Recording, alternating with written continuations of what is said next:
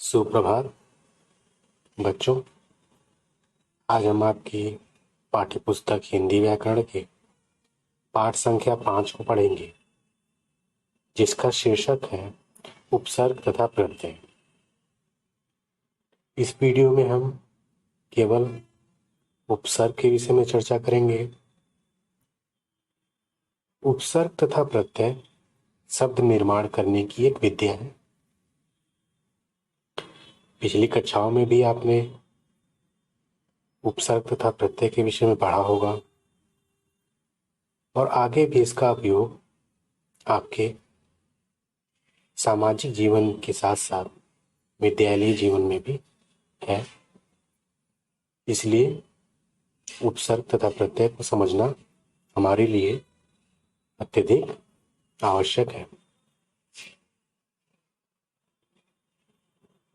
इस पाठ के अंतर्गत हम यह जानेंगे कि उपसर्ग किसे कहते हैं, उपसर्ग के कितने प्रकार होते हैं तथा शब्द निर्माण में किस प्रकार से भाग लेते हैं और उपसर्गों के पहचानने के तरीके कौन कौन से हैं।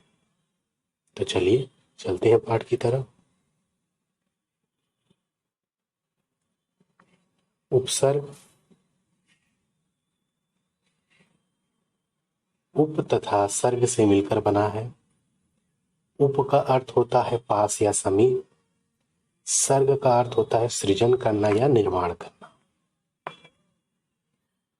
इस प्रकार उपसर्ग का अर्थ होगा समीप लगकर नए शब्द का निर्माण करना। यदि प्रश्न यह पूछे कि उपसर्ग में उपसर्ग तथा मूल शब्द अलग अलग करिए, तो उपसर्ग में उपसर्ग है जो कि संस्कृत भाषा का उपसर्ग है और मूल शब्द सर्ग है और इसका अर्थ होता है पास या समीप लगकर नए शब्द का निर्माण करना। उपसर्ग की परिभाषा: वह अव्यय जो शब्द के पहले लगकर शब्द का अर्थ बदल दे उपसर्ग कहलाता है।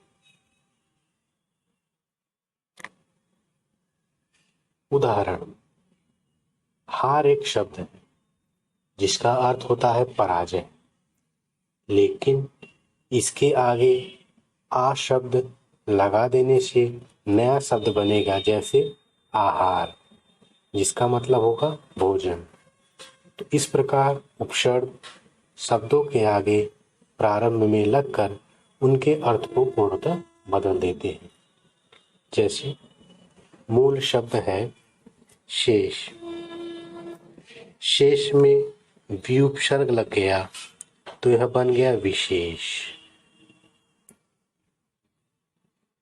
मंत्री एक मूल शब्द है, इसमें उप लग गया तो बन गया उपमंत्री।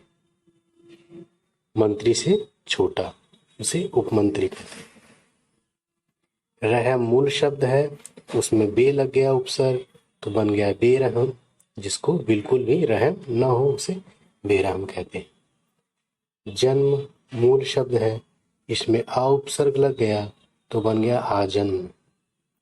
उसी प्रकार पूत मूल शब्द में श उपसर्ग लग गया तो बन गया सपूत। उसी प्रकार हार शब्द में प्र उपसर्ग लग गया तो बन गया प्रहार। इस प्रकार शब्दों के द्वारा ही नए शब्दों का निर्माण उपसर्ग की सहायता से किया जाता है, ताकि हिंदी भाषा समृद्ध हो सके। ध्यान रखिए, उपसर्ग शब्द नहीं है बल्कि शब्दों के छोटे से अंश या खंड है। उपसर्ग कोई शब्द नहीं है, उसे स्वतंत्र रूप से इस्तेमाल नहीं किया जा सकता। वह जब किसी शब्द के प्रारंभ में लगेगा तभी वह अपना अर्थ प्रकट करेगा। शब्दों की तरह ये भी अर्थवान इकाई है।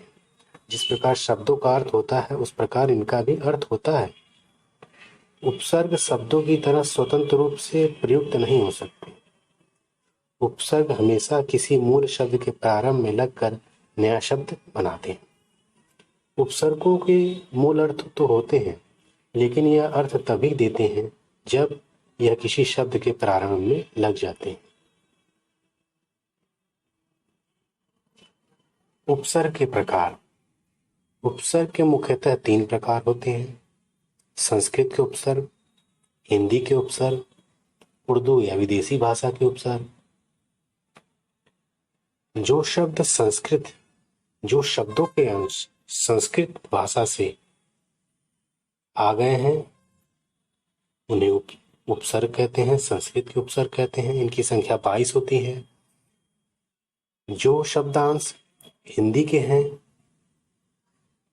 उनकी संख्या 12 है, तथा जो विदेशी भाषाओं से शब्दों के कुछ अंश आ गए हैं उपसर्ग के रूप में, उन्हें उर्दू या विदेशी भाषा का उपसर्ग कहते हैं। उपसर्ग भेद प्रभेद।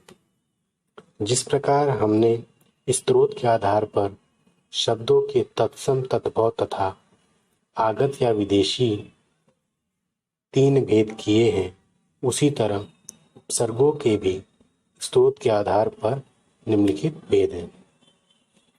संस्कृत के उपसर्गों को तत्सम के उपसर्ग कहते हैं, तत्सम उपसर्ग। हिंदी के उपसर्ग को तद्भव उपसर्ग कहते हैं और उर्दू के या विदेशी भाषा के उपसर्ग को आगत उपसर्ग भी कह सकते हैं। तो पहला है तत्सम उपसर्ग अर्थात संस्कृत के उपसर्ग। हिंदी में अनेक उपसर्ग अपने मूल शब्दों के साथ संस्कृत से आ गए हैं और हिंदी के तत्सम शब्दों के आरंभ में संस्कृत की ही भांति प्रयुक्त होते हैं। इन उपसर्गों को तत्सम उपसर्ग कहा जाता है। नीचे कुछ प्रमुख तत्सम उपसर्ग, उनके अर्थ और उनके बनने वाले शब्दों के उदाहरण दिए गए। जैसे अति एक उपसर्ग है संस्कृत का जिसका अर्थ होता है अधिक, लेकिन जब यह किसी शब्द के साथ लगता है तभी अपना अर्थ देता है, अर्थात रिक्त। अतिरिक्त में रिक्त मूल शब्द है और अति उपसर्ग लग गया, इसका अर्थ हो गया अधिक रिक्त। उसी प्रकार अनु का अर्थ होता है पीछे, अभि का अर्थ होता है सामने, आ का अर्थ होता है तक या समेत, उत का अर्थ होता है ऊपर, उप का अर्थ होता है निकट या छोटा, जैसा कि हमने उपमंत्री में देखा था। निस का होता है रहित, नि का होता है नीचे, परि का होता है चारों ओर। इस प्रकार संस्कृत के इन उपसर्गों तथा इनके अर्थों को आपको कंठस्थ कर लेना है। तद्भव उपसर्ग। तद्भव उपसर्ग मूलतः तत्सम उपसर्गों या संस्कृत के उपसर्गों से ही विकसित हुए हैं। इन्हीं को हिंदी उपसर्ग भी कहा जाता है। कुछ प्रमुख तद्भव उपसर्ग इस प्रकार से। तद्भव उपसर्ग, जैसा कि हम जानते हैं हिंदी का जन्म संस्कृत भाषा से ही हुआ है, उसी प्रकार तद्भव उपसर्ग जो है वो संस्कृत से ही बनकर हिंदी भाषा में आ गए हैं, जिनके निम्न उदाहरण है। अ उपसर्ग तद्भव का उपसर्ग है जिसका अर्थ होता है रहित। औ का अर्थ होता है हीनता या रहित। नि का अर्थ होता है रहित। पर का अर्थ होता है दूसरी पीढ़ी के अर्थ में। स का अर्थ होता है अच्छा। अध का अर्थ होता है आधा। कु का अर्थ होता है बुरा तथा चौ का अर्थ होता है चार। इसके अतिरिक्त भी कुछ उपसर्ग हैं हिंदी के जिन्हें आपको याद करना है।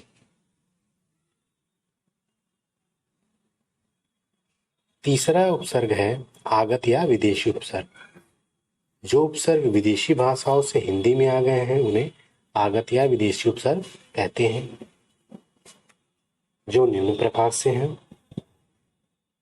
जैसे कुछ विदेशी भाषाओं से हमारे देश ने अत्यधिक समय तक विदेशी आक्रमण को झेला, तो विदेश की भाषाओं का प्रभाव हमारी भाषा पे पड़ा।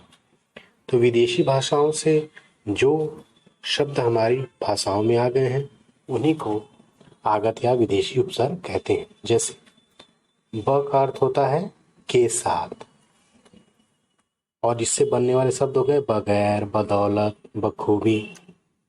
बा का अर्थ होता है साथ में, बे का अर्थ होता है बिना, कम का अर्थ होता है थोड़ा, दर का अर्थ होता है में, हर का अर्थ होता है प्रत्येक, गैर का अर्थ होता है भिन्न, ना का अर्थ होता है नहीं, ला का अर्थ होता है अभाव।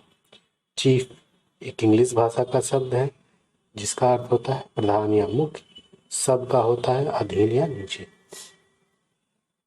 तो कुछ फारसी भाषा के शब्द तथा कुछ अंग्रेजी भाषा के भी उपसर्ग के द्वारा नए शब्दों का निर्माण की प्रक्रिया होती है।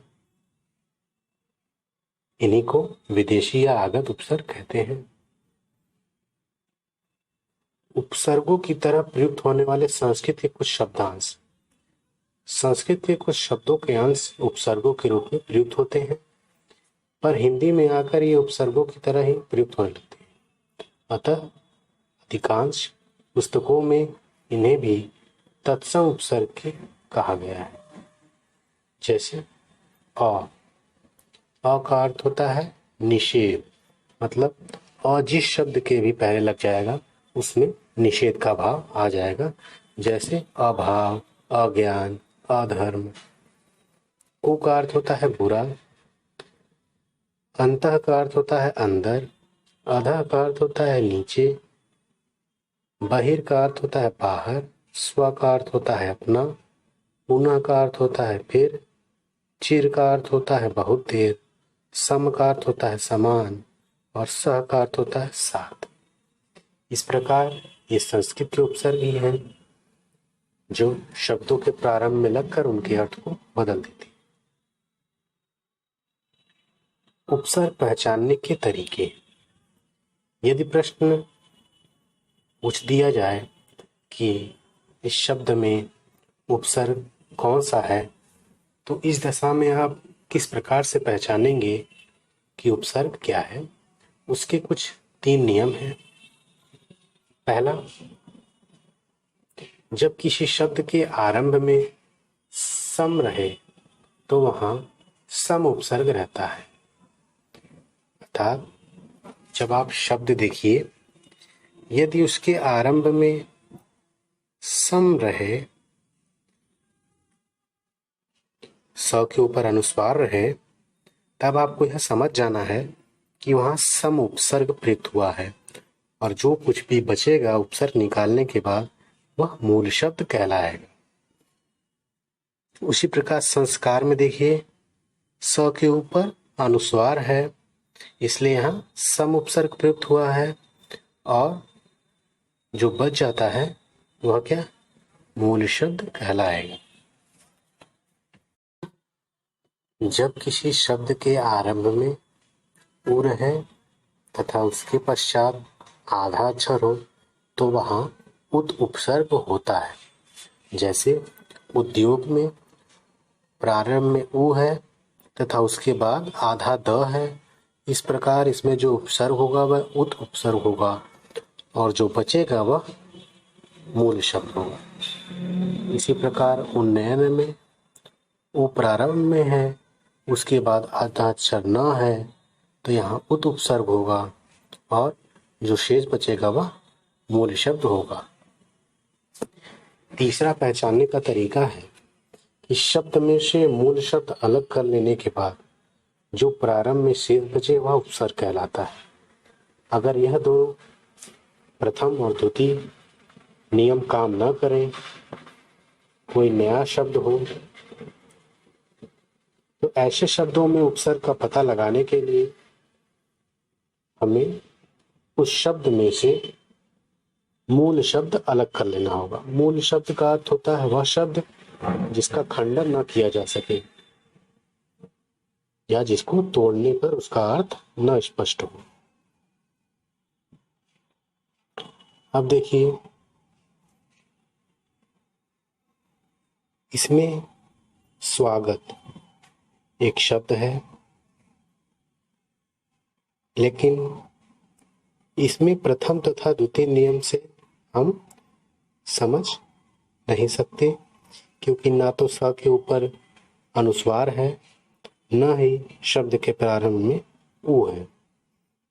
तो ऐसी दशा में हमको इसमें से मूल शब्द अलग करना होगा, क्योंकि हमें पता है उपसर्ग प्रारंभ में लगता है, इसलिए हमें मूल शब्द की तलाश शब्द के अंत से शुरू करनी होगी। हमको देखना होगा शब्द के अंत में कौन सा ऐसा मूल शब्द है जिसका कोई अर्थ है। तो यहाँ पे एक मूल शब्द निकल कर आता है आगत। आगत मूल शब्द हमने निकाल लिया, तो उसके बाद बचा आधा स, लेकिन आधा स से कोई उपसर्ग नहीं होता। यहाँ सु उपसर्ग प्रयुक्त होगा। यह यण संधि है। सु धन आगत, उ धन अ बराबर व हो जाता है। इसी प्रकार से यहाँ सु उपसर्ग प्रयुक्त हुआ। कुछ प्रश्न इस प्रकार से हैं। प्रश्न है, इनमें से किस शब्द में परा उपसर्ग नहीं लगा है। तो हमें चारों शब्दों में देखना है कि किस शब्द में परा उपसर्ग नहीं लगा है। तो इसको देखने के लिए हमें प्रत्येक शब्द में से मूल शब्द निकालना होगा। पहला शब्द देखिए पराधीन, इसमें मूल शब्द है धीन, और जब धीन निकाल लेंगे तो बचेगा परा, अर्थात यहाँ परा उपसर्ग लगा है। उसी प्रकार पराभव में भाव मूल शब्द है, और इसमें से परा निकालने के बाद भाव शेष बचेगा। तो इस प्रकार मूल शब्द अलग हो गया, तो बचा परा, तो परा इसमें उपसर्ग होगा। उसी प्रकार परोपकार में देखिए मूल शब्द क्या है। परोपकार में मूल शब्द है उपकार। इसका संधि विच्छेद होगा परधन उपकार, अधन ओ बराबर ओ हो जाता है संधि में। इस प्रकार इसमें परा उपसर्ग नहीं है, बल्कि पर उपसर्ग है। वहीं पराजय में जय मूल शब्द है और परा उपसर्ग है। दूसरा प्रश्न है, उपसर्ग रहित शब्द है, अर्थात जिस शब्द में उपसर्ग नहीं लगा है वह शब्द पहचानना है। अ है अध्यादेश। अध्यादेश में मूल शब्द है आदेश और उपसर्ग है अधि। राहगीर में प्रारंभ में ही कोई उपसर्ग नहीं है, मूल शब्द आ गया है राह, इसलिए इसमें उपसर्ग नहीं है। वहीं प्राचार्य में देखें तो यहाँ आचार्य मूल शब्द है और प्र जो है वह उपसर्ग है। अनेक में एक मूल शब्द है और अ जो है वह उपसर्ग है। प्रश्न 5वां देखें, किस शब्द में अ भी उपसर्ग नहीं है, अर्थात इन चारों में हमें पहचानना है कि किस शब्द में अ भी उपसर्ग नहीं लगा है। हम नीचे से शुरू करते हैं। अभ्यास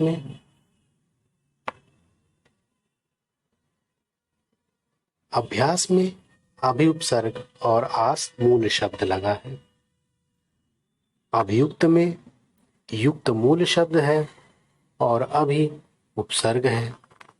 अभिजात में जात मूल शब्द हमने निकाल लिया, तो अभि बचा, अभि उपसर्ग है। अभेद्य में भेद मूल शब्द है और अ उपसर्ग है, तो इस प्रकार हमारा उत्तर अ होगा, अर्थात अभेद्य में अ उपसर्ग लगा है, जबकि हमसे पूछा है कि इसमें अभि उपसर्ग नहीं लगा, तो अ उसका आंसर होगा। इसमें से किस शब्द में ला उपसर्ग नहीं है। हमको पहचानना है कि इनमें से किन शब्दों में ला उपसर्ग नहीं है। पहला शब्द देखें, ला इलाज। इसमें मूल शब्द है इलाज और मूल शब्द निकालने के बाद ला शेष बचता है, इसलिए ला उपसर्ग हो गया। दूसरा है लापता। इसमें मूल शब्द है पता और पता निकाल लेने के बाद ला शब्द शेष बचता है, इसलिए इसमें भी ला उपसर्ग है। तीसरा है लाजवाब। इसमें जवाब मूल शब्द है और ला उपसर्ग है।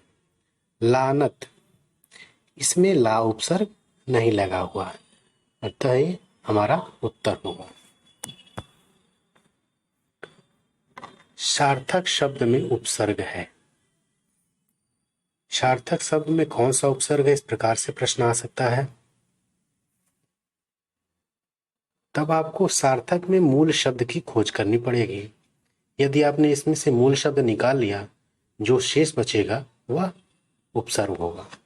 सार्थक में मूल शब्द एक आता है अर्थक। सार्थक में मूल शब्द आता है अर्थक, तो यहाँ पे बचा स, इसलिए स हो जाएगा उपसर्ग। अनेक शब्द में उपसर्ग है। अनेक शब्द में हमने पहले भी पढ़ा, इसमें एक मूल शब्द है तो एक निकाल लेने पर बचता क्या है, अन, इसलिए अन उपसर्ग है।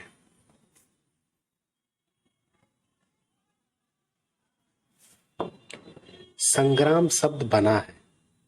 हमने पीछे पढ़ा था, यदि श के ऊपर बिंदु हो, अनुस्वार हो, तो वहां सम उपसर्ग होता है, इसलिए उसका उत्तर हो जाएगा स, सम धन ग्राम।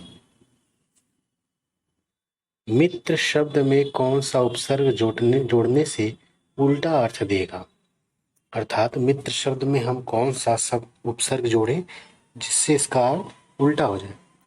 अपमित्र, सुमित्र, बेमित्र, कुमित्र। कुमित्र सही बैठता है, इसलिए इसका उत्तर द होगा। तो इस प्रकार से यह उपसर्ग है। इसमें आपको संस्कृत के, हिंदी के और विदेशी भाषाओं के जितने भी उपसर्ग हैं उन सभी को तथा उनके अर्थों को याद करना होगा तथा अभ्यास करना होगा।